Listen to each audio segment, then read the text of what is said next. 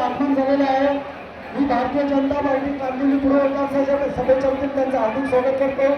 बोलो भारत माता की, भारत माता की। महाराष्ट्र महाराष्ट्र महाराष्ट्र।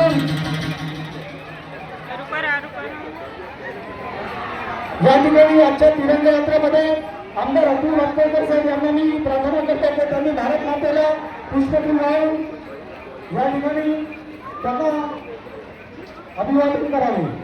बोला भारत माता की, भारत माता की, वंदे वंदे भारत माता की, भारत माता की। आमदार साहेबांना निवेदन आहे, तिरंगा यात्रा सुरुवातीच्या आधी आपला एक दोन शब्द मनोगत करावे। आज